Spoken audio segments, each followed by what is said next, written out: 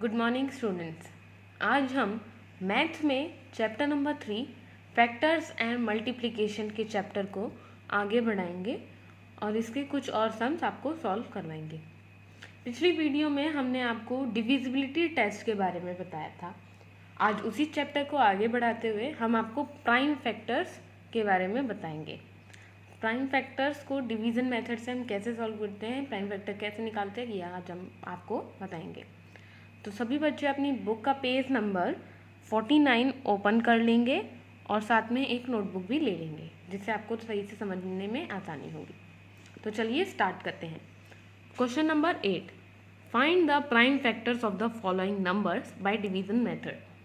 हमें division method से इन सभी नंबर्स के प्राइम फैक्टर निकालने, यानी कि प्राइम फैक्टर क्या होता है। प्राइम फैक्टर मतलब मेन फैक्टर्स।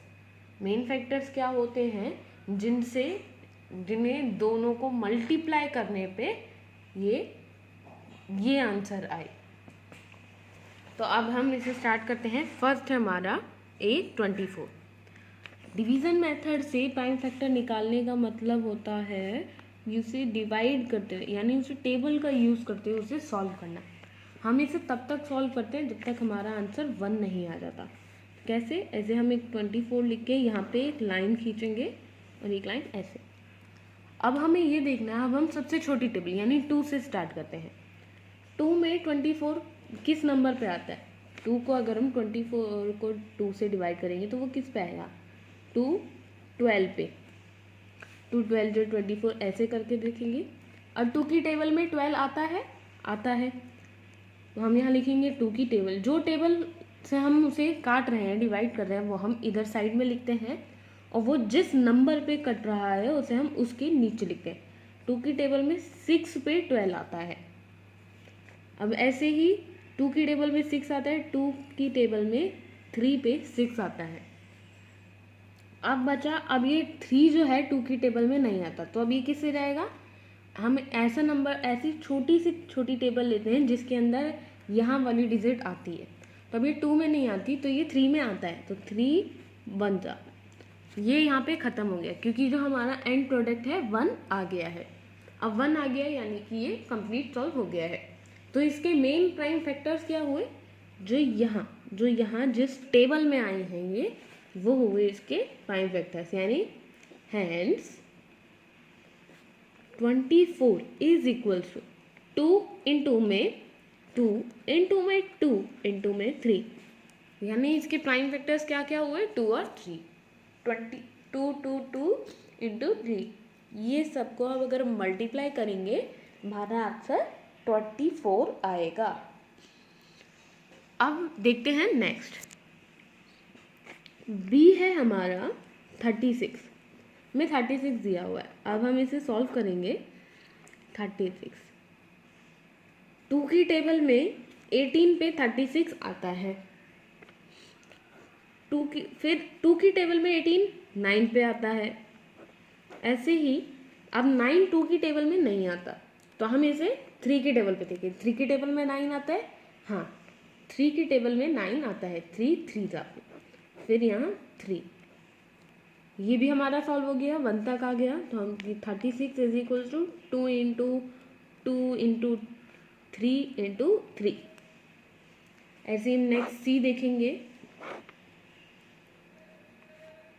सी है हमारा 78। नेक्स्ट है हमारा 78, इसे भी हम सॉल्व करेंगे। 78 को 2 की टेबल में 78 39 पे आता है। 39 को अगर 2 को हम 78 को अगर हम 2 से डिवाइड करेंगे तो हमारा आंसर 39 आएगा। 39। अब ऐसे ही 39 2 से कट जाता है, 2 की टेबल में आता है, तो हम कैसे 2 पे, एक सेकेंड, 2 में नहीं आता है, ये 3 में आता है। 39 3 में आता है 13 पे। अब जो 13 है वो ना 2 में आता है, ना 3 में, ना 4 5, 13 आता है तो सिर्फ अपने टेबल में। तो इसके लिए हम यहाँ 13 करें, 13 1 पे। तो इसके क्या होगा प्राइम फैक्टर्स? 2 इंटू 3 इंटू 13, ये हुए इसके प्राइम फैक्टर्स। डी है हमारा डी है हमारा 42।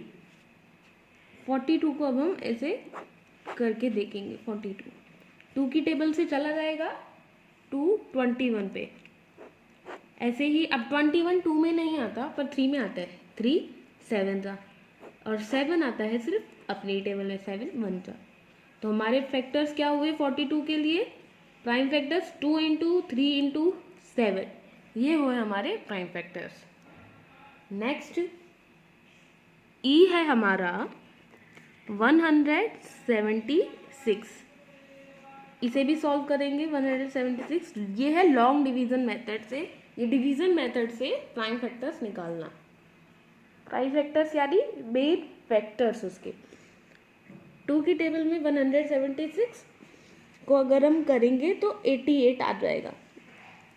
ऐसे ही नेक्स्ट 2 ये 44 पे चला जाएगा 2 की टेबल में। यानी हम इसे डिवाइड कर करके देख रहे हैं, हम इसे डिवाइड कर रहे हैं। अब 2 की टेबल में 2 2 जा 4 4, ये 22 आ गया। अब ऐसे ही 22 भी चला जाएगा ऐसे 1 1 11। अब 11 सिर्फ अपनी टेबल में आता है तो 11 1 जा 11, 11 1 जा 11। ये हो गए इसके factors. 2 into 2 into 2 into 2 into में 11, 176 के फैक्टर हुए ये टोटल हुए आपके प्राइम फैक्टर्स। उम्मीद है आपको समझ में आ गई होगी। कुछ नहीं, बस टेबल होता है, टेबल से हम काटते जाते हैं, छोटी से बड़ी के ऊपर जाते हैं। और ऐसा हम तब तक करते हैं जब तक इसका आंसर हमारा 1 नहीं आ जाता। और जो साइड के जो नंबर होते हैं यानी जो जो टेबल यूज़ हुई है वो होते हैं हमारे फैक्टर्स। तो बच्चों आज के लिए इतना ही। आज का आपका होमवर्क है डू क्वेश्चन नंबर 8 के FGHINJ, यानी कि ये जो बाकी के 5 क्वेश्चन बचे हैं FGHI और J, ये आपको खुद करने हैं, ये आपका होमवर्क है। और ये क्वेश्चन आपको अपनी नोटबुक में भी करना है। तो आज के लिए इतना ही, फिर मिलेंगे। Thank you.